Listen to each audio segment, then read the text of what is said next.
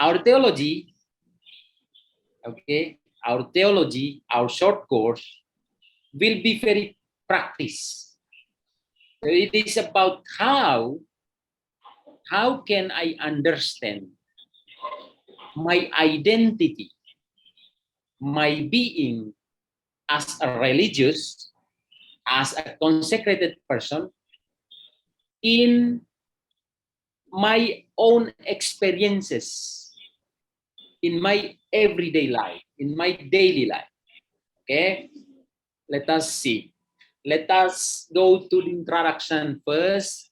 Now, the very important thing to be underlined at the very beginning of this course, that consecrated life is life. Okay, as you can see in the screen. Okay, consecrated life is first of all life. It is about my life, your life, our being, our existence lived in the trajectory of time from morning to evening, okay? Or you can say life lived in the trajectory of time from morning to morning, or morning to evening, and in a certain place, whether in a hermitage, okay? For hermits, they live this life, they live their consecrated life in a place called hermitage. For nuns and monks, they live their consecrated life in a place called monastery. Some in convent, or for us, in our community. So once again, dear sisters, let me go little by little, step by step, so that we can reflect on our life better. If you have to define, if you have to make a description about consecrated life, for me, the most fundamental, the most basic, the most important thing to be said is that consecrated life is life. So consecrated life is not death. Consecrated life is life. So what does it mean? It is about my life, about your life, about our life as consecrated person, about our being lived in a space of time from morning to evening, and in a place, whether it is hermitage, monastery, convent, or community. Okay? So we cannot separate our consecrated life with our very life, our own life. One religious cannot say, okay, I want to be a consecrated person in the morning, but in the afternoon, no. A consecrated person cannot say that, okay, I want to live as a consecrated life only in lunchtime, while in dinner time, I don't want to be consecrated. We cannot do that. So it is life from morning to evening, and it is experience in a certain place. We cannot say, okay, I want to be consecrated person, but I don't want to be in the community, to be in convent, in monastery, in hermitage. Where do you want to be? In the cloud, they say. No. As a consecrated person, we live this consecration in our everyday life, from morning to evening, from the moment we wake up to the moment we going back to our bed. This is what we have to learn in these 2 days. Okay, don't worry. I will show you the basic points of it to help you in reflecting your consecrated life as your daily life. Okay, the very nature of our consecrated life is actually theological. Okay, we are not just a group of people living under a certain we're not just a group of people living in one place. We are a group of people called by God to follow the footsteps of Jesus Christ. If so, the very nature of our life is theological. The very nature of your identity as consecrated person is theological, sister. Why? Because you are becoming a consecrated person called by God to follow the footsteps of his son Jesus Christ. Okay? In Vita Consecrata, if you know the document, Vita Consecrata is a post-synodal exhortation of Saint John Paul II, okay, published in March 25th, 1996. In this document, consecrated life is defined as life specially designed by the Father. Okay, life designed by the Father, realized through Jesus Christ, and in the inspiration of the Holy Spirit. So, once again, our life, or we are not only a group of people living in a society. We are a group of people called by God to follow the footsteps of Jesus Christ. This is our very identity.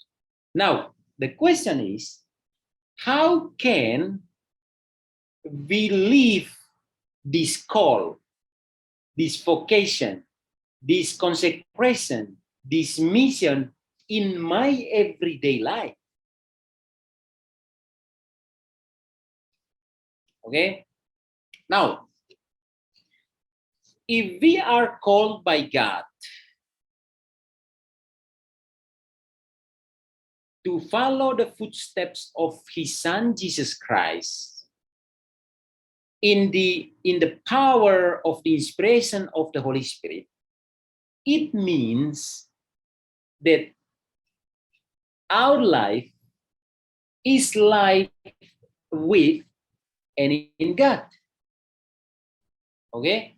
You cannot say, okay, I feel to be called by God to follow the footsteps of Jesus Christ only in the morning. Why in the afternoon? No. We are called by God. Okay, we are called by God. It is to say that our life is basically a life with and in God. Life assembled by different pieces of our experiences of God. So in a day, you have a lot of experience of God, and your consecrated life is constructed by every single pieces of your experience of God in a day. Okay? These experiences are materialized along our daily trajectory from morning to evening. Our day is a day of living our life, specially consecrated to and by God. Thus, or the consequence that consecrated life is not only life, but also an everyday life. Okay, this is the point number one, sister. So, consecrated life is not only life, but also an everyday life. We cannot say, okay, I want to be a consecrated person after dying, after death. Cannot, because we are consecrated persons and believe this vocation in our everyday life. So consecrated life is not something separated from who you are. It is not separated from how you live your everyday life. Consecrated life is an everyday life. Okay? Now, we are, like I mentioned in the beginning, that we are studying or we are reflecting on the practical theology of consecrated life. Okay? And this practical theology of consecrated life based precisely this is about the methodology, based precisely on those pieces of our daily experiences of God. So at least, sister, there are two kinds of theology. Number one is a theoretical theology. Theoretical theology is theology composed through our mind, thinking, reading books, take it from the Bible, from the documents of the church, etc. Is related more to a theoretical theology, while practical theology is based on our experiences. So theology means literally reflection about faith. Okay, it is about a study about God. This is the literal meaning of word theology. But really, theology is not only about studying about God, but also about reflecting on our daily experiences of God. For example, why this morning I wake up early. When you are reflecting on this experience, you can find how God is calling you in the morning. Okay. This is just a note. Our daily life is undoubtedly the grammar of God's communication. You know, a grammar of communication means our daily life is an expression of the revelation of God, of the communication of God. Our trajectory of time from morning to evening is considered as the language of God's revelation.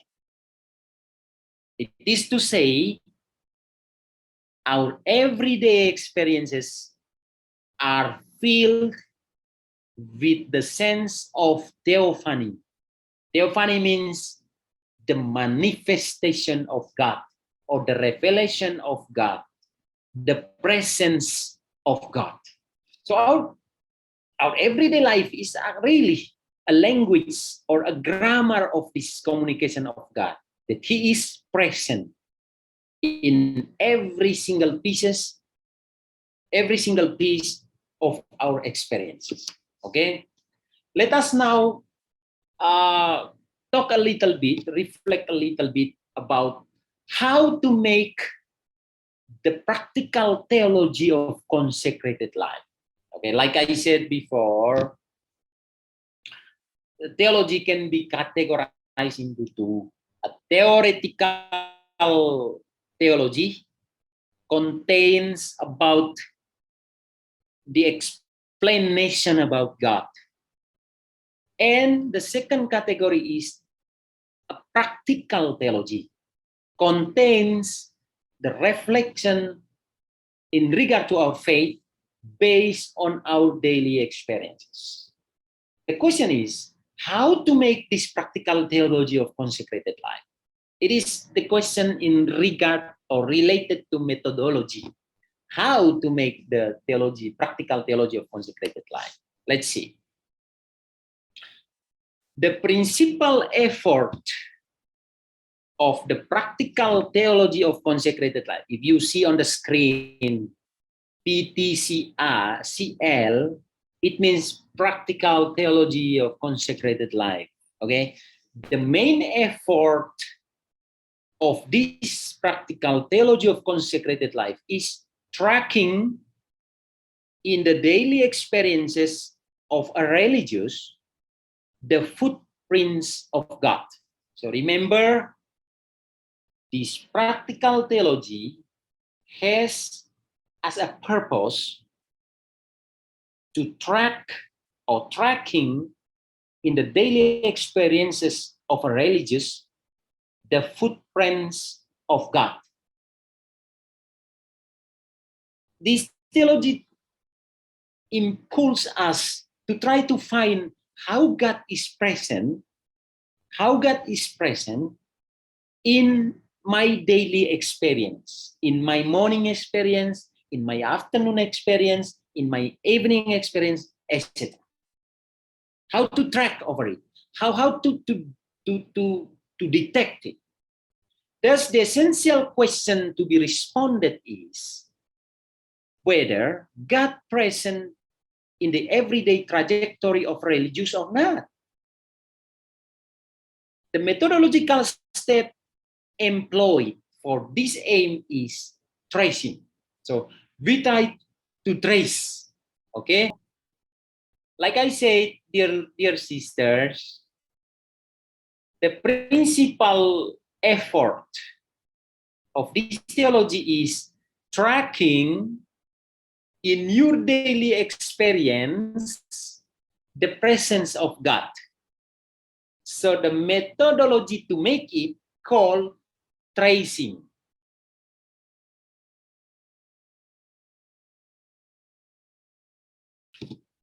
The verb trace or to trace is literally means to find, to discover by making investigation. Okay, this is the meaning of tracing, to find or to discover. Okay, now the noun trace means a mark, object, or other indications of the existence or passing of something.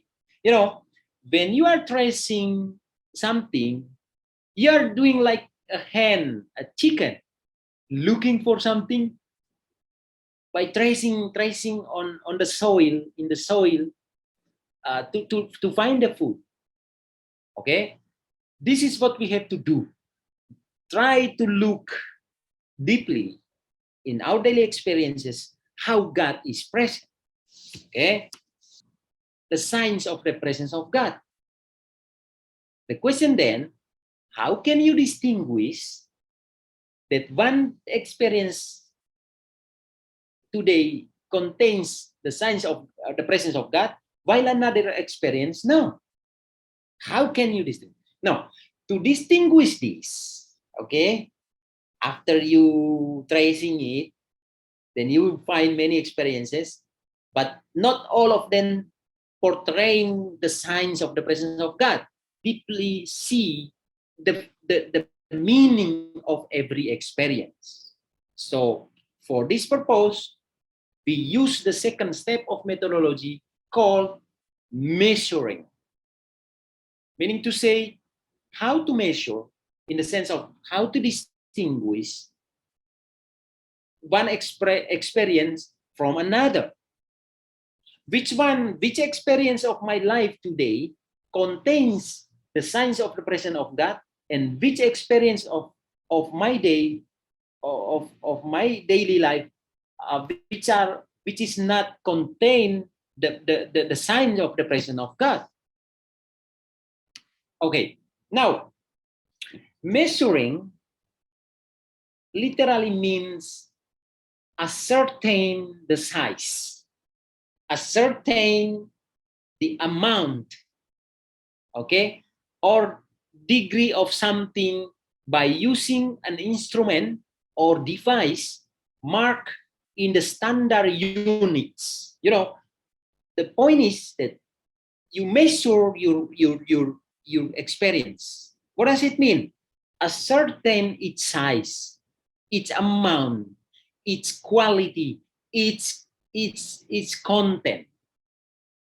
Looking at the content of it, measure it, okay? Looking at its quality, the value inside of your experience. Now, if we have to distinguish these experiences, these million of daily life experiences, if we have to distinguish, the question then, what are the criteria to measure those experiences? What are the criteria that make us know that this experience contains the signs of the presence of God, while another experience not? What are the criteria of it? You know, I personally, using in this context the criteria given by Saint Paul, okay? Saint Paul provides us at least two criteria to measure the authenticity of Christian charism. Okay? St. Paul asked the question as follows: how can we distinguish a Christian charism from another charism?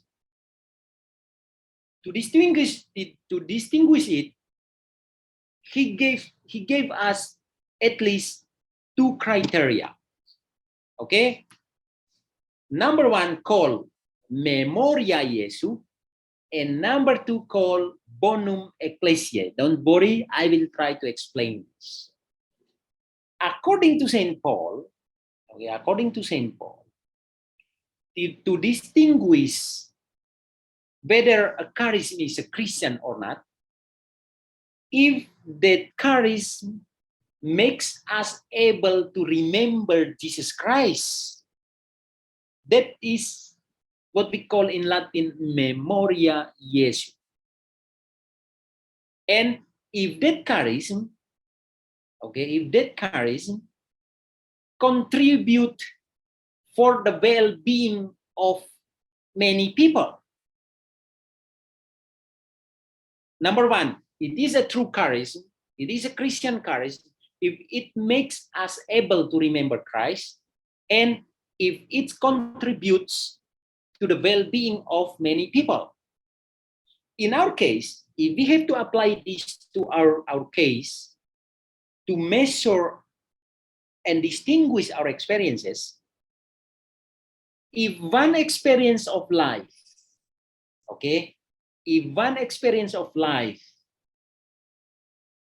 makes you able to remember Jesus Christ, remember God, it means that that is the experience of God. For example, you wake up in the morning. After you wake up, you're taking a shower. You know, when you are taking a shower, you probably, Jesus was baptizing in the river of Jordan. You know, when these experiences of taking shower in the morning makes you remember of Christ, or particularly makes you remember of the baptism of Christ, it means that your experience of taking shower, okay, your experience of taking shower in the morning is an experience of God. This is number one. This is the first criteria. The second one is, according to St. Paul, it is charism if it contributes for the well-being of many people. Now, if we have to apply to our context, an experience is an experience of God if that experience contribute to you to look for the well-being of others. Okay, if your experience affects for the good of people, if it is so, so your experience is an experience of God. Okay, by looking at the quality of it, if one experience can help you to remember Christ and contribute to the well-being of many people. And the third step of methodology to make practical theology of consecrated life is called consolidating. Consolidating. After measuring or after judging those experiences, your experiences, we should proceed to the next methodological step, that is consolidating. Consolidate means make something stronger or more solid. This is the meaning of word consolidating. Make something stronger, make something more solid. Combine a number of things into a single, more effective or coherent whole. Meaning to say, after measuring your experiences and distinguish which of them are experiences of God, you then put these experiences of God together to make your life stronger, to make your faith solid. You combine this number of experiences into a single, which make you more effective, more coherent, makes your life more coherent, more solid, and stronger, and more valuable. This is what we call consolidate. Okay, so in summary, how to make a practical theology of consecrated life? 3 steps of methodology. Number 1, tracing. Number 2, measuring. Number 3, consolidating. Put those experience of God together, which make you or your life stronger, more solid, more effective. Okay? Now the question is changed. The question is, what are the basic elements? What are the basic elements of practical theology of consecrated life? What are the elements of this practical reflection on the theology of consecrated life?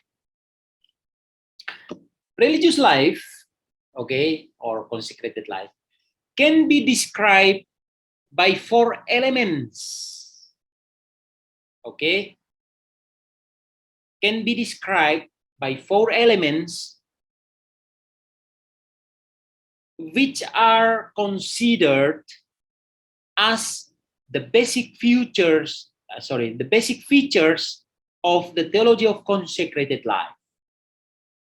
If you reflect on consecrated life, or if you study, if you are making a study on consecrated life, there are at least 4 important elements to be covered, to be encompassed. Number 1 is vocation. So this is the first element of practical theology of consecrated life. Vocation. How God is calling us. How do I respond to God of his calling? This is vocation. So vocation is called by Christ. And the second element of the practical theology of consecrated life is communion. That is living with Christ and living with other consecrated persons called by the same God. You know, vocation is called by Christ. And you know what? When Jesus called his disciples, first of all, okay, he called them, first of all, to live with him. Meaning to say, to form a community with him, or to form a communion with him, living in a communion with him. So, called by Jesus to live in communion with him. And just because of these different persons, having the same call, and be one with Christ in a community, so by consequence, this communion is also related to our living together as persons who live the same vocation, the same charism, and the same spirituality. Okay, we are called by God to be with him and to be with others who live exactly the same vocation, the same charism, and the same spirituality, the same congregation. And the third element of this practical reflection on the theology of consecrated life is consecration. What does it mean? If vocation is called by Christ, okay, communion is living with Christ and with other consecrated persons in the same congregation. Consecration means living as Christ, living like Christ. Okay, how to live like Christ? By professing evangelical counsels, by professing chastity, poverty, and obedience. We are living the life of Christ. We are living like Christ. Okay, we can deepen on these points in this practical reflection on the theology of our consecrated life. And the fourth element, okay, if you have to reflect on the theology of consecrated life, another element to be included in it is mission. What does it mean? Mission simply sent for Christ. We are sent for the glory of God. So mission is sent for Christ. In summary, what are the principal elements of practical theology of consecrated life? Number one is vocation, called by Christ. Number two is communion, living with Christ. Number three, consecration, living like Christ, as Christ. And number four, mission, sent for Christ. Okay, remember these four elements because it will be really helpful to reflect on our daily experiences. You can see here the schematic presentation of those elements, and you can see here vocation. The pair is blue by Christ. Communion, the pair is with Christ.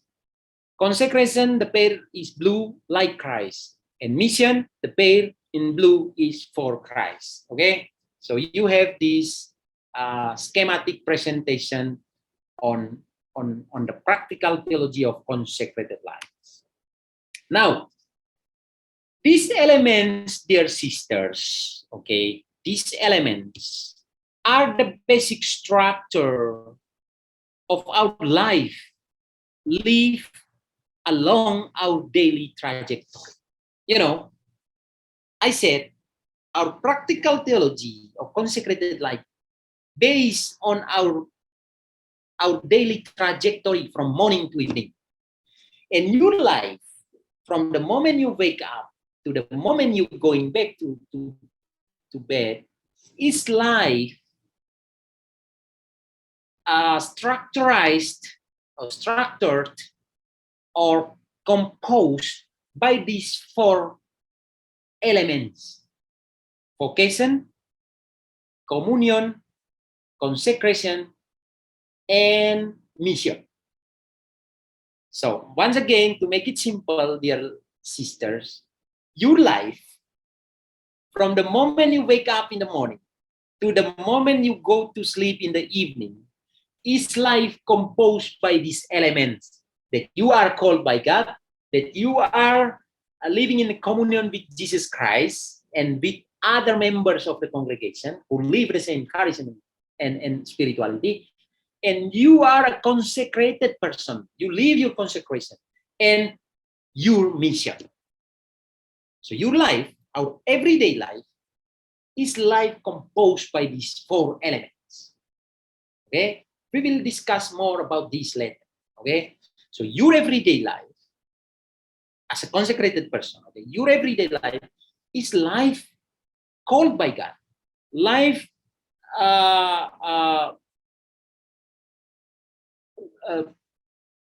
called to be one with Christ, living with Him, to live like Christ, His life, and to be sent for Christ. This is the reality of our everyday life as a consecrated person. Okay?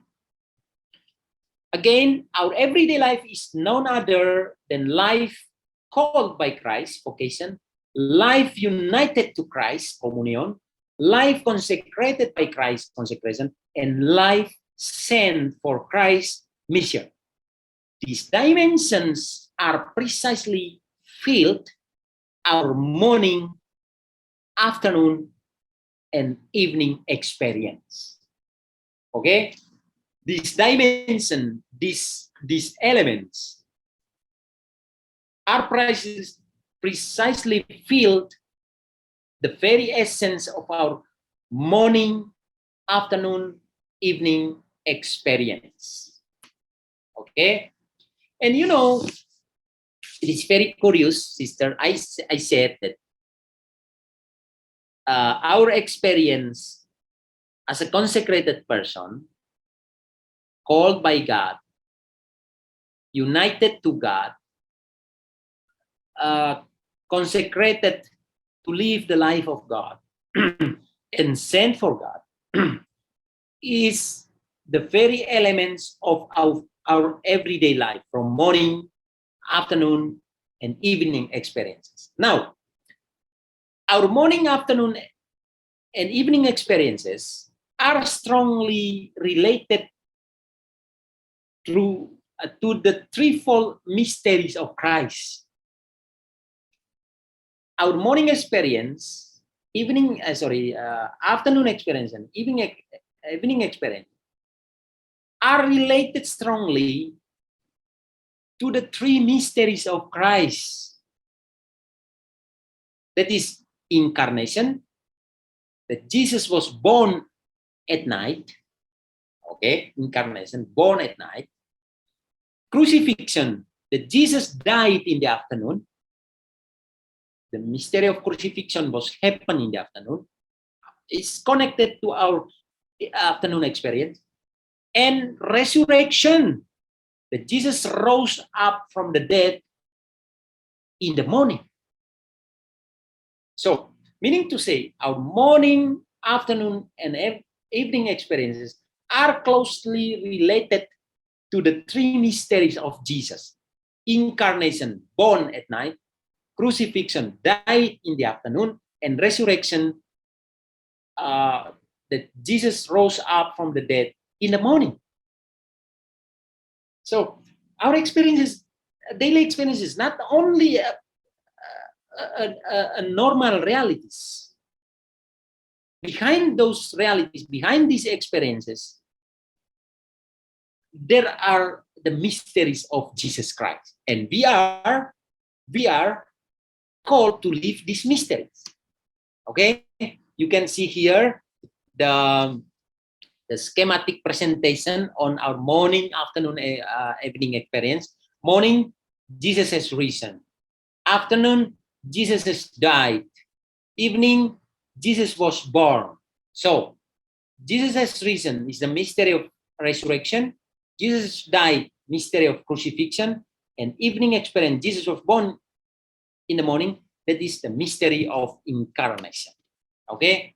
This is another schematic presentation of those points: vocation, communion, consecration, mission, in close relation with morning experience, resurrection, afternoon experiences, a crucifixion, and evening experiences, incarnation. So we will reflect on these points along this today's short course. Okay.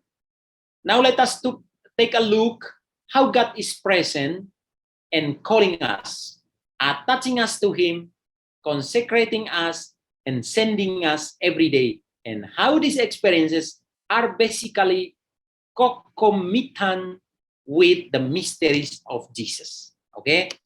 Now we will discuss about this, tracking the footprints of God in our morning.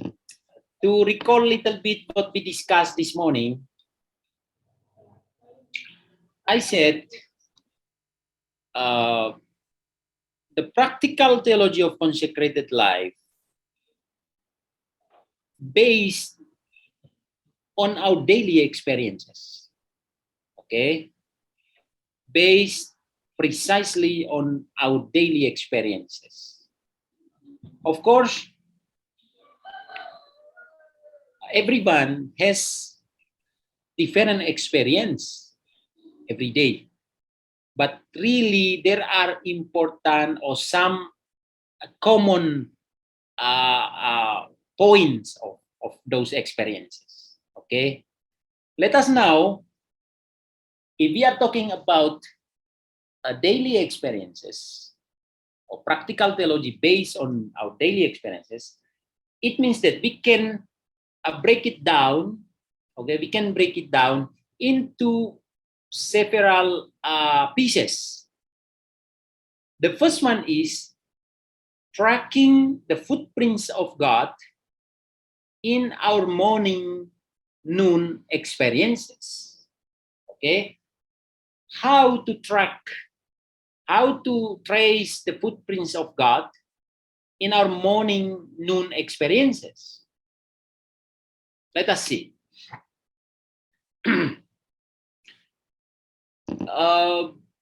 Brothers and sisters, our morning experiences differ depending on many reasons or realities.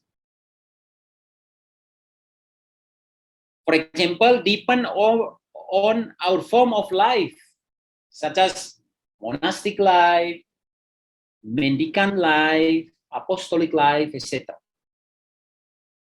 The morning experience of a contemplative monk and nun, for example, is obviously different than the morning experience of an apostolic religious. Okay? The morning experience of one consecrated person who lives on the mountain with indigenous people is totally different than the morning experience, the one who is serving in the city. So, in summary, our morning experiences can be different depending on many reasons or realities. Depending, for example, on the form of our life, whether you are monastic, mendicant, or apostolic, whether you are living in the city or in the village, whether you are healthy or sick. The experience of our morning experience depend on our physical or mental condition. The morning experience of a sickly religious supposed to be different from the experience of the one who is healthy. Even so, even if our experience are dependent depending on many realities and contexts. Okay. There are, however, some elements which are common to all. So there are experiences which are common to all of us. First, roosters crowing, bells ringing. Wake up. Okay? Let us go to the very first experience in the morning when we wake up. Okay? Roosters crowing and bells ringing, or your alarm ringing. So this is the time to wake up. The roosters are crowing. The bells are ringing. More than just a sound, okay?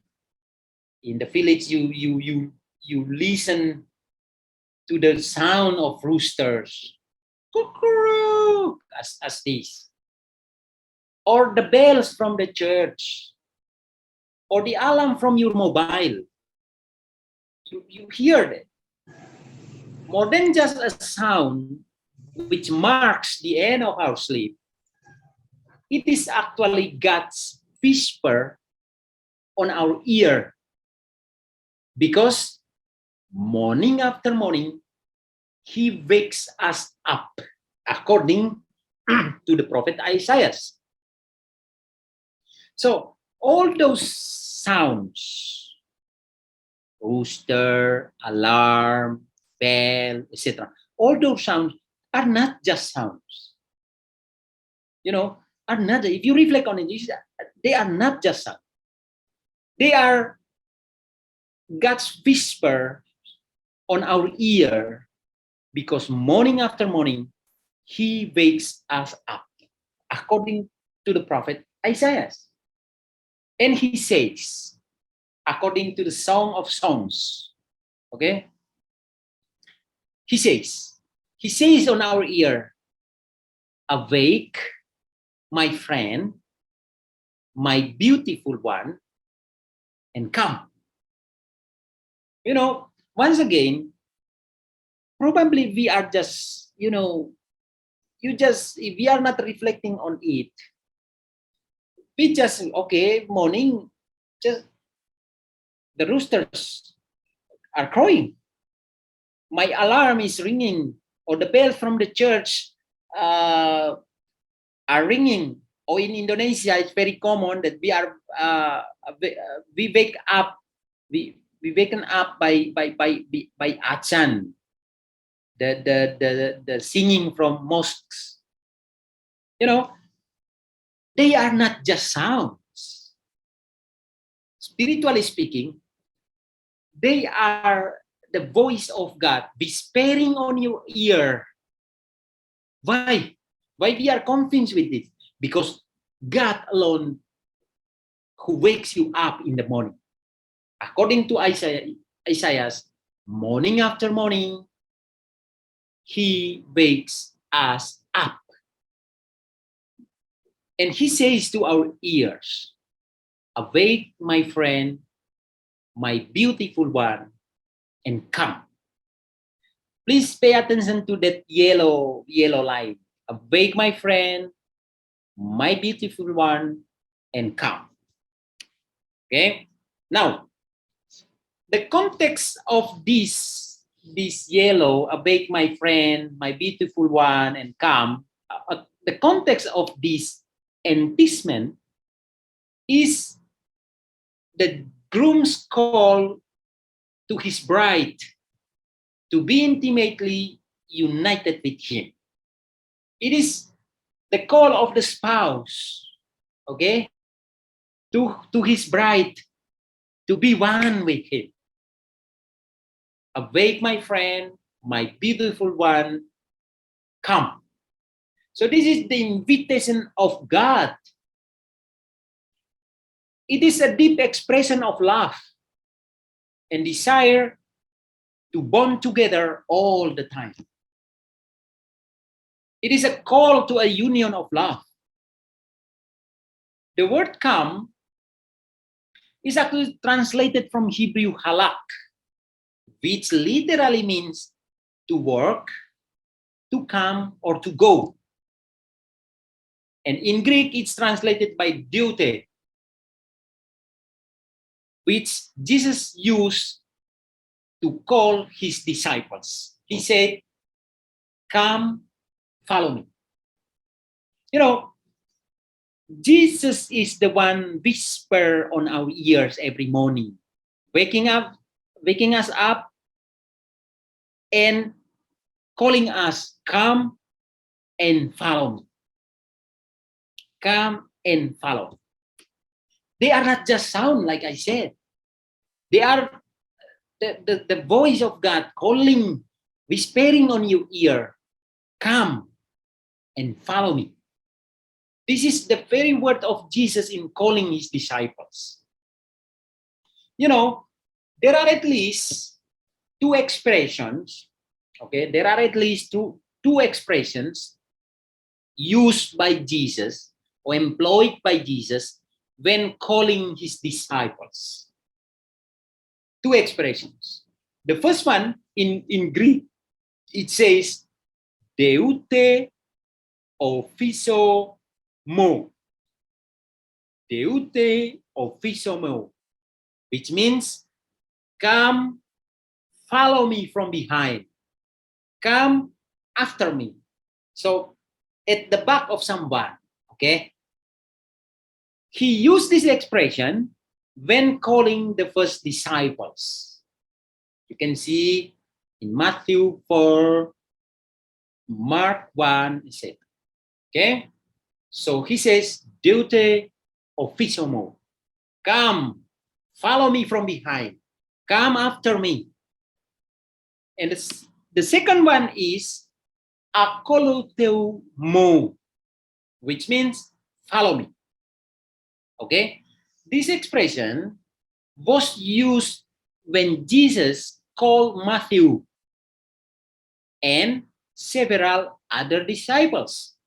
You can see in Matthew chapter 9, Matthew chapter 8, for example. Okay?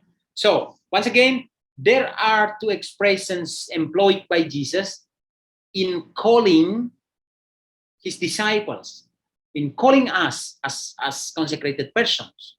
Number one is deute ophiso mo, which literally means come after me. And another one is akolotemo, which means come follow me. And this expression, these expressions employed by Jesus when he calls his disciples. Now,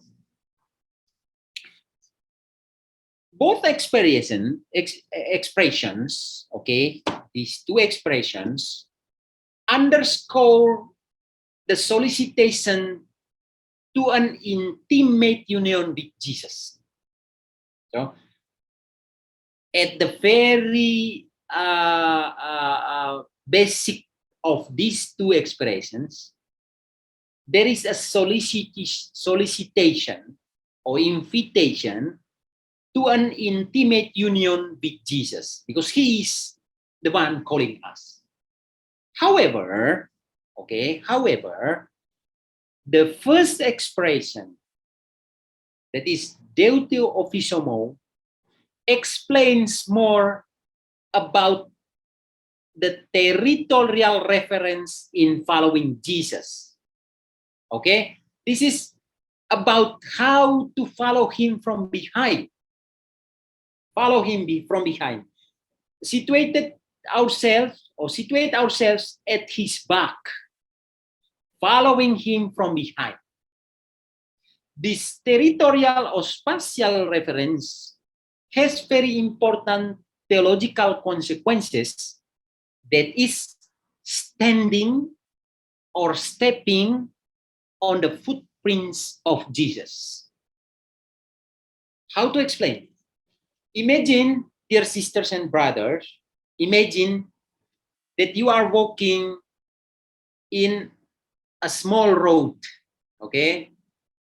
In a street, in a small road. Just imagine that the road is dusty. Now, Jesus is walking ahead of you. Jesus is walking ahead of you. following him from behind or situate ourselves at the back of Jesus means that you, when you walk following Jesus, you step on the footprints of Jesus. So the consequence of this is clear, okay? That you step on the footprints of Jesus. What does it mean in the theology of consecrated life? Stepping on the footprints of Jesus means in consecrated life is living the life of Jesus. So officio mo, deute officio mo, come after me, express the very essence of our call, the very essence of our vocation to be the followers of Christ. What does it mean to be the followers of Christ? To be those who step on the footprints of Jesus, which is theologically meaning living the life of Jesus. Okay? Jesus. Now, these realities, okay, come after me or follow me. This reality show us several aspects related to the theology of our vocation. The aspect number one is theophany, the presence of God, the manifestation of God. The fiat or fiat, which is be it done to me according to you. Okay, this is fiat. And the third aspect is vivendi Christi forma. What does it mean? Living according to the form of life of Jesus. What is the form of life of Jesus? Chastity, poverty, obedience. These are the three basic features of the life of Jesus. A chaste Jesus, a poor Jesus, and an obedient Jesus. So, following Jesus from behind, stepping on his footprints, point us to these aspects of our vocation: theophany, fiat, and vivendi Christi forma. Let's explain. Every call presumes the theophany or a theophany, that is the presence and the manifestation of God. He reveals or appears both visually, you can see by eyes, or auditively, you can hear his voice by your ears. Okay? So he appears both visually or auditively. You can see him or you can listen to him, like the disciples. The voice can be a mysterious vibration in a person's heart. You know, when you perceive on the call of Jesus, there is a vibration inside you. There is a vibration in your heart that leads you to the intuition of or imagination regarding the divine call. You know, as an example, the disciples of Jesus, you know, when they are walking in the Sea of Galilee, okay, they walk there, and suddenly Jesus comes there. Okay, Jesus comes there and call them, "Come, follow me. I will make you fishers of men," he said. Now, this voice, and they see Jesus, okay? They see Jesus and they hear Jesus. So means Jesus appeared to them both visually and auditively. When they listen to the voice of Jesus, to the call of Jesus, there is a vibration inside their heart. And the sign of this vibration is that they immediately leave everything behind and follow Jesus. If there is no vibration in their heart, if they are not seduced by Jesus Christ, if they are not fascinated by Jesus Christ, they would not leave everything behind and follow him. But when Jesus calls them, come, follow me. I will make you fishers of men. By having this vibration of this voice inside them, they immediately leaving everything behind and they follow Jesus. So this is the sign of that call. If you feel something in your heart, a true call, a true vocation is has its vibration inside you. Okay, it is like an earthquake inside you. It wakes you up, because the vibration is very strong, and this is the true call. Okay, the voice of Jesus through the sounds of rooster, the bells in the morning, has its vibration in us. That is why we are getting up from the bed. Okay, the reaction to this call, when Jesus called, come and follow me, and this voice vibrates in us, okay, inside us, in our heart, our reaction is, okay, the reaction to this call is expressed through two forms of fiat. Okay, number one is fiat mediatus, indirect, and another one immediatus, direct. How to explain it? Don't worry. Okay, I try to explain. Now, Moses, for example, okay, one day God is calling Moses. Moses, you should be going to Egypt because you should liberate my people from the slavery of Egypt. Now, at first Moses said, no, God, I cannot speak. I have no talent to speak. Okay, I have no talent to speak. But later on, he says yes. Moses said yes to God just because he is convinced by God to do that mission. So, meaning to say, the fiat of Moses is mediatus, indirect, meaning to say, he just say yes because he is convinced by God.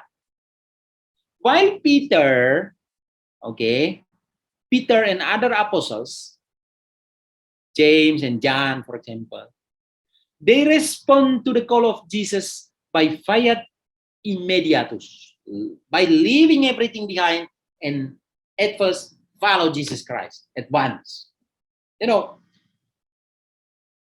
You can remember on how was your reaction when Jesus called you. How was your reaction? Probably, oh no, I will study first, and I will help my family first, but later on, you enter to the convent, to the congregation. You find probably immediatus or mediatus, is direct or indirect. Both are okay for us in our in the theology of our vocation. Okay.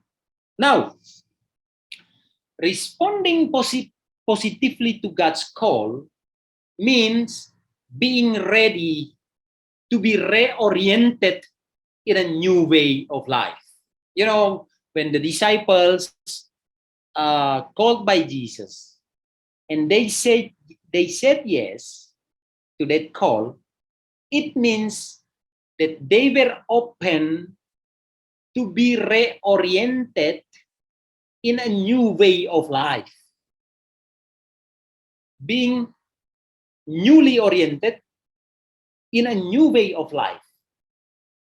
The purpose of this orientation is none other than to be like Christ.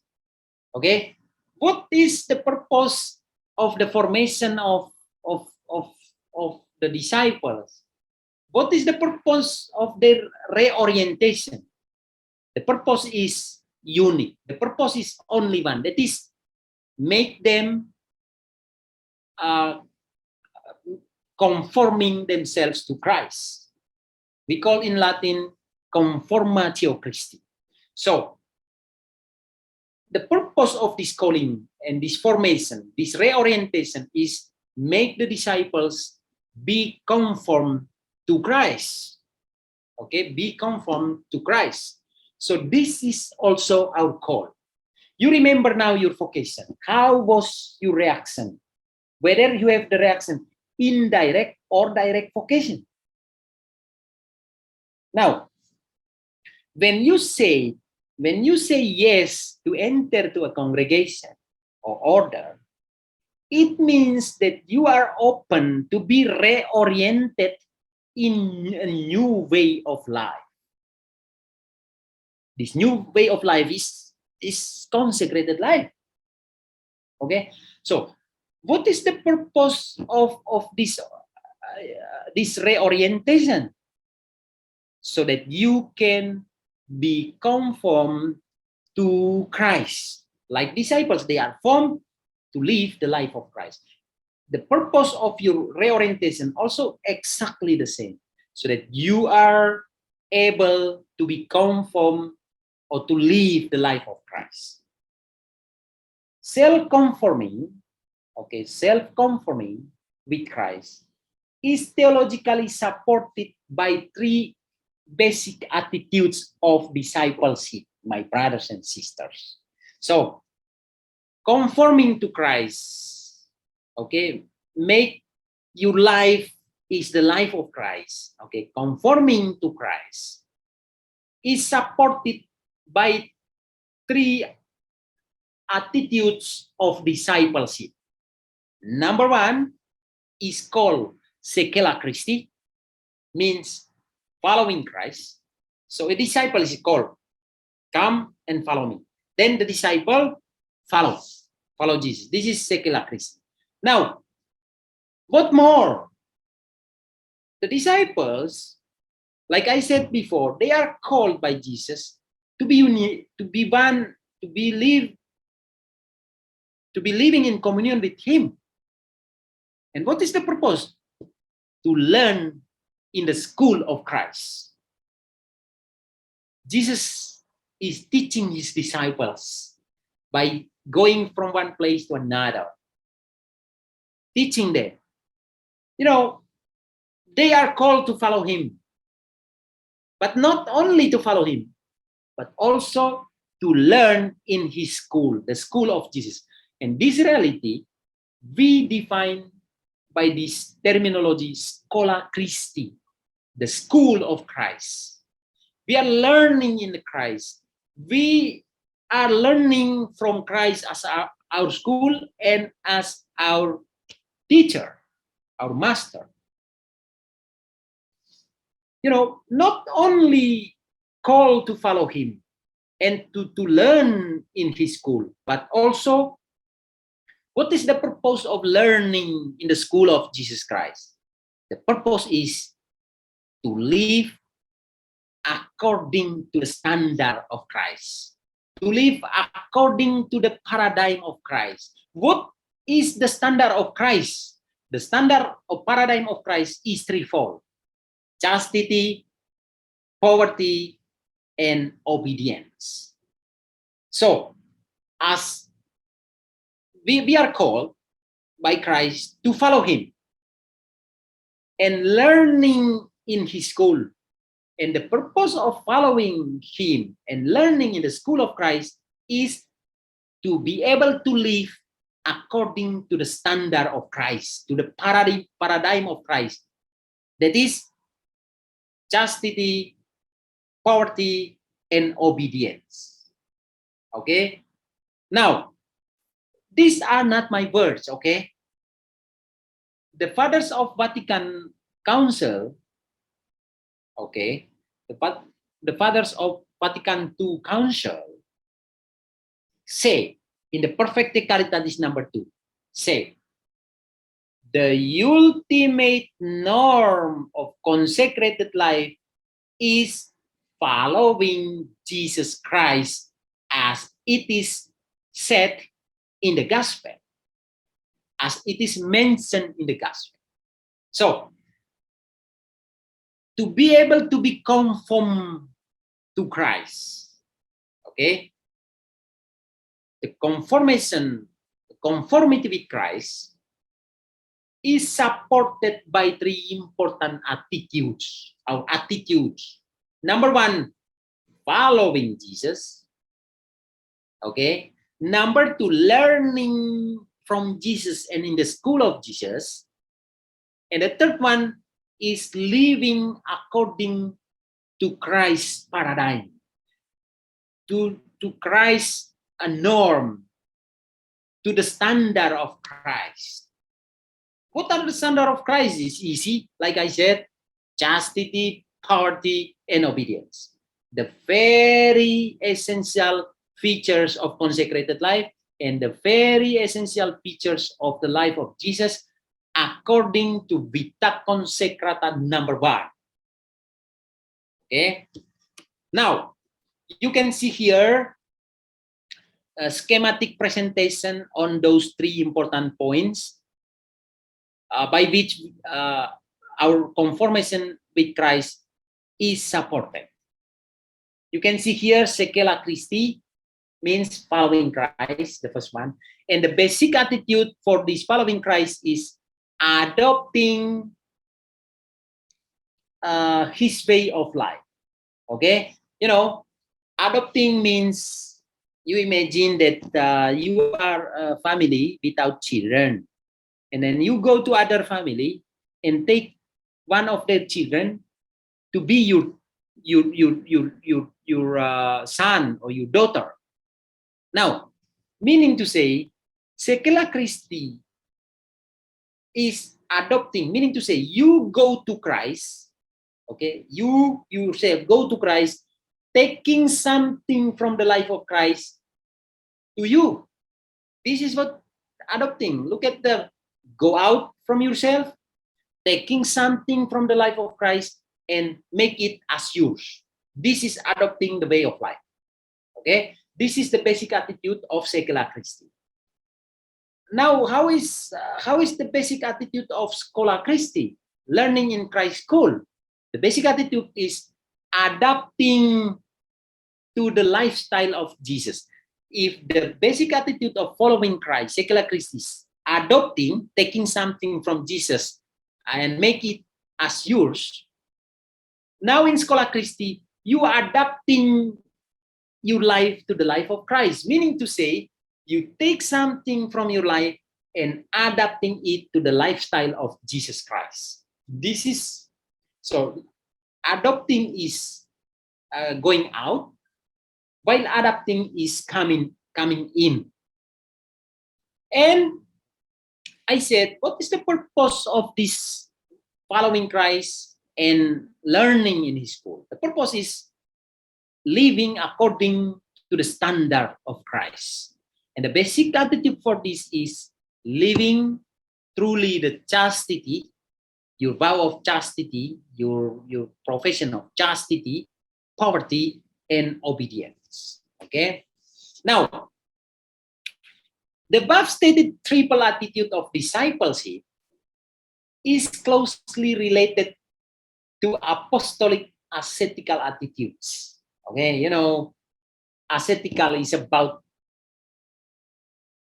the purpose of our life by living truly the spiritual discipline. Okay, it's about the purpose of our life by living truly a spiritual discipline. This is what we call asceticism.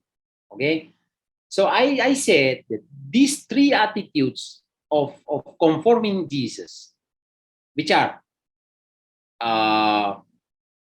following Christ, secula Christi, learning in the school of Christ, and living according to the standard of Christ. This attitude, okay, are closely related to the apostolic ascetical attitudes. First, asceticism of risk. What is this? Asceticism of risk includes openness to respond to the call of Jesus, even though we do not know where our life will be directed. You know, when the disciples called by Jesus and come and follow me, they did not know what coming next. They did not know about this. But on the other hand, they risked their life in Jesus. How can you understand Peter, Andrew, James, and John were walking in the Sea of Galilee in the morning, and Jesus came there, and Jesus called them, "Come and follow." And they immediately, leaving everything behind, and follow him. Now, they did not know. It was the first time they meet Jesus. It was the first time. But how can they risk their life, their job, their family, just because of Jesus, without knowing what coming next? they did not know what coming next after this calling. Even so, even if they did not know it, they were risking their life in Jesus. And this is what we call asceticism of risk. We are risking our life in Jesus, even though we do not really know what happened to my life tomorrow. We just follow him. We do not know what happened tomorrow. Whether I can eat something tomorrow or not, we never think of it. We risk our life in him. So the attitude, the three attitudes of discipleship, following Jesus, learning in Jesus, and living according to the standard of Jesus, is related to this openness to respond his call, even though we do not know where our life will be directed after it, and what coming next, what happened tomorrow. This is the asceticism of risk. Second, asceticism of love. Asceticism of love includes the commitment to love the new way of life, to love the new way of life we have chosen, even though there is no enough reason to make that kind of radical choice. Let me put in an example. You know, when Jesus came to the Sea of Galilee, okay, and called his disciple, okay, you know what? These people, these disciples, then follow him immediately. Okay, immediate. Now, why? What is the purpose of these people following Jesus? And once again, it was the first time they meet him. Now, there is in their heart, okay, this asceticism of love, which includes the commitment to love the new way of life. That is life marked by the presence of Jesus Christ. They love this new way of life. Okay, they love the life marked by the presence of Christ, marked by the calling of Jesus Christ, even though there is no enough reason to make that kind of radical choice. Why we call radical? Because, you know, Peter, James, John, and Andrew were already, had a good position already. They had their everyday job. They were fishermen. James and John, even coming from a very rich family, the family of Zebedee and Salome, they have company, they have manufacturers there in the Sea of Galilee. You know, they had everything at the time. But when they meet Jesus for the first time, okay, they make a radical choice to live their life, to go out from their comfort zone and risking their life in Jesus. What is this? What is behind this? That asceticism of love. Okay? Commitment to love a new way of life, even though there is no enough reason to make that radical choice. Okay? So, the three attitudes of discipleship, at the three disciples of I have class. Sorry, later I have class. The three, sorry, sister. The three attitudes of discipleship are related to this asceticism. Asceticism of, number one was asceticism of risk and asceticism of love. The second one is asceticism of love. Okay, so this asceticism of love includes the commitment to live the new way of life that is marked by the presence of Christ. Number three, asceticism of denial. Okay, asceticism of denial. What is this? Asceticism of denial, sisters and brothers, includes the readiness to deny oneself and the aptitude to obey God. You know, deny oneself. Self-denial does not mean running away from the reality of who we are. Self-denial is an attitude of placing God above all else and make his will our will. Okay? What does it mean? You know, the disciples, when Jesus called them, they risked their life and they love a new way of life, that is life marked by Jesus Christ. And in doing this, they deny their own self. They deny their own will.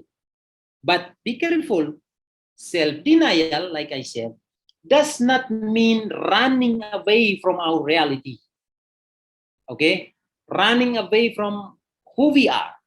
Self-denial is an attitude of placing God above all else and make his will our will. Okay? So, the three attitudes of discipleship, of following Christ, learning in the school of Christ, and living according to the standard of Christ, are supported by three spiritual disciplines. Okay? Supported by three spiritual disciplines. That is asceticism of risk. You risk your life in Jesus. Asceticism of love. You love the way marked by Jesus, that you are follower of Jesus. And asceticism of denial, that you deny your own will to make the will of God is the priority. Placing God above all else. Okay? On the criteria given by St. Paul. An experience of God has always a good impact that make your life stronger, make your life fertile, more effective. That is, so like Jesus said, a tree can be known by its fruit. Okay? Okay. I said, okay, you know,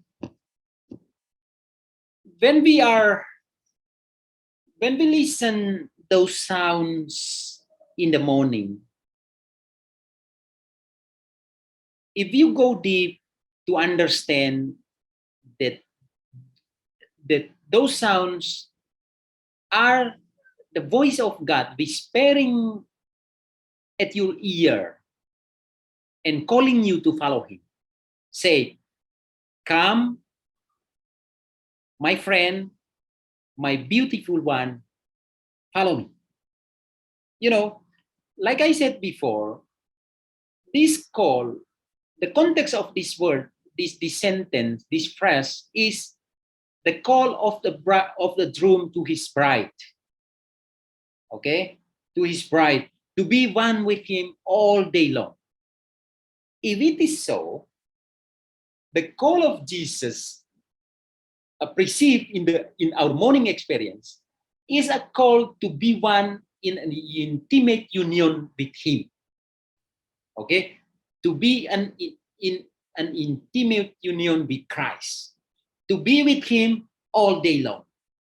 And this call marks the very beginning of our days.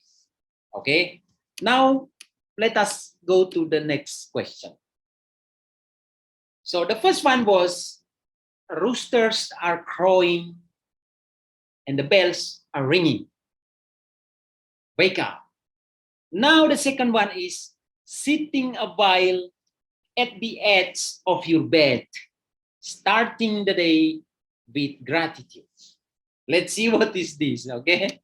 Now, getting up from our bed is actually a responsive attitude to God's call.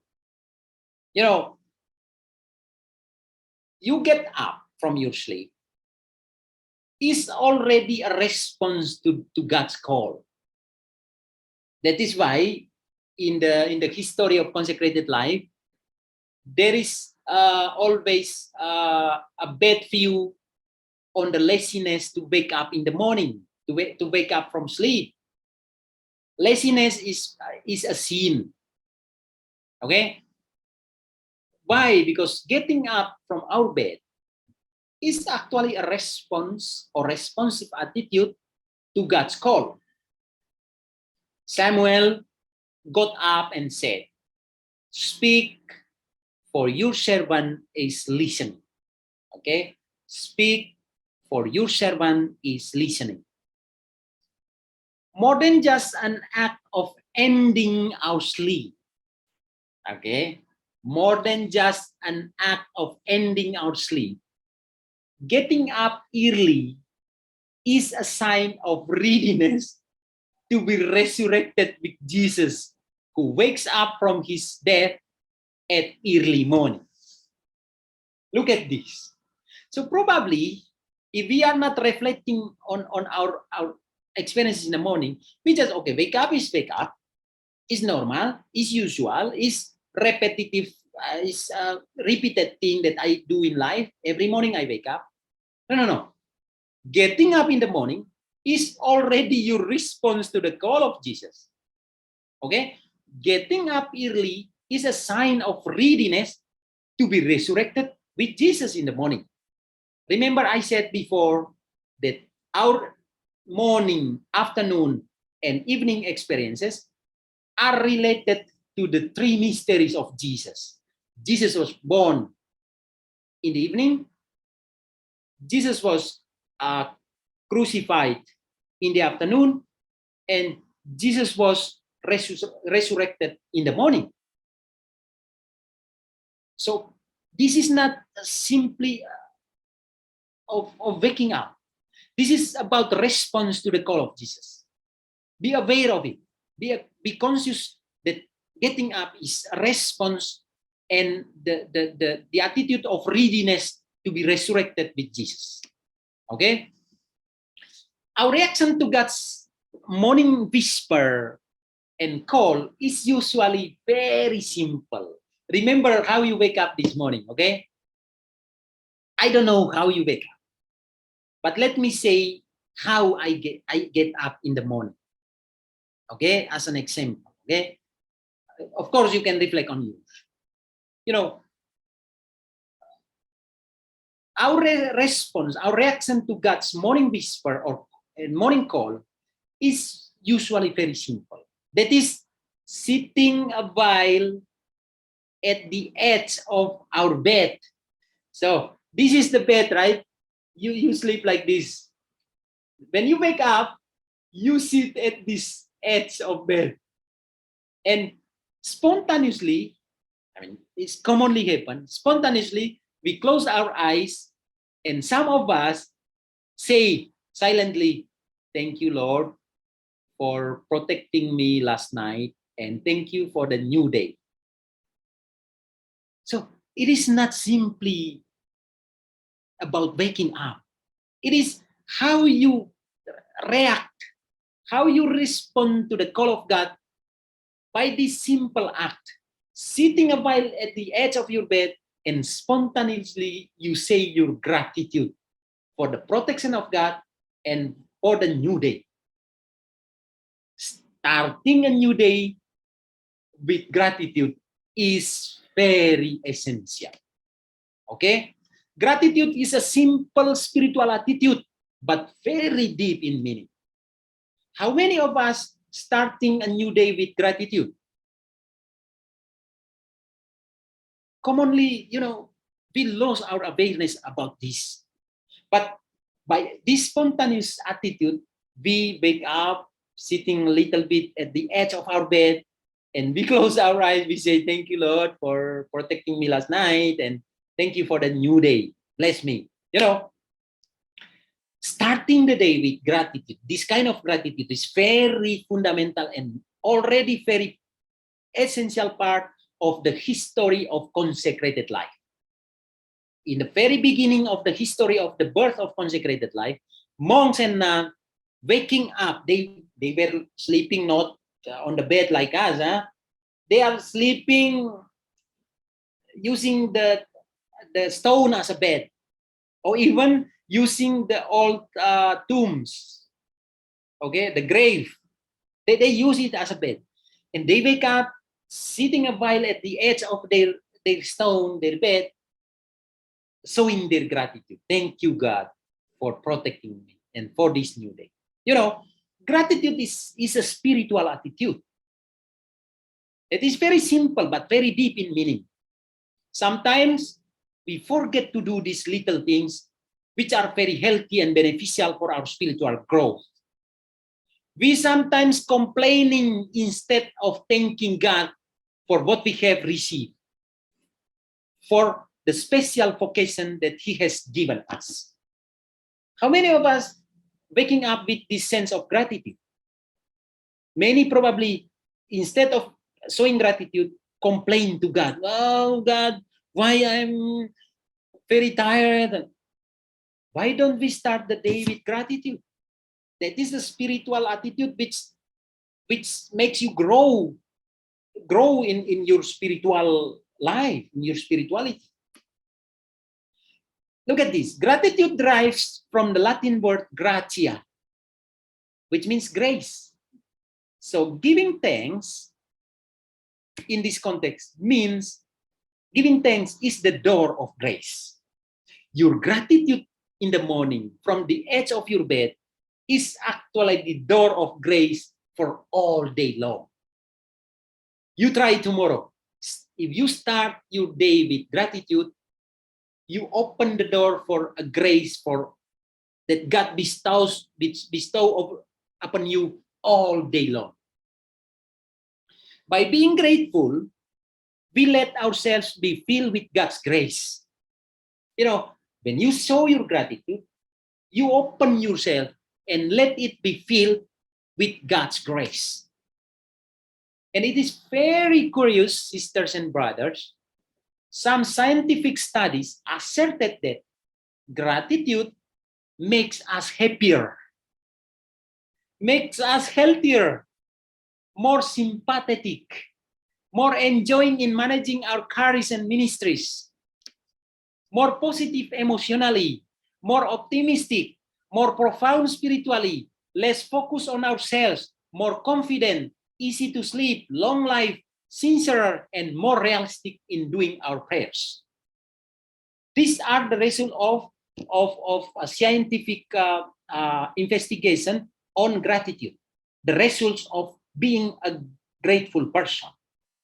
You are becoming emotionally more positive. You are more optimistic.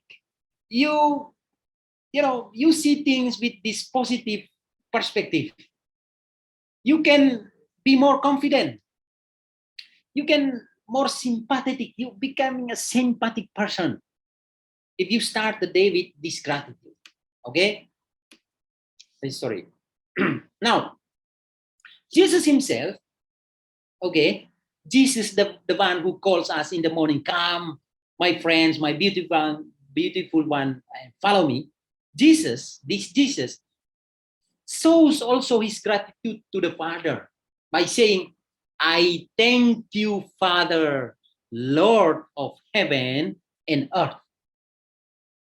If Jesus shows his gratitude to the Father, how much more we need this gratitude as a response to our call as consecrated life in the morning. God is present in the morning through those sounds.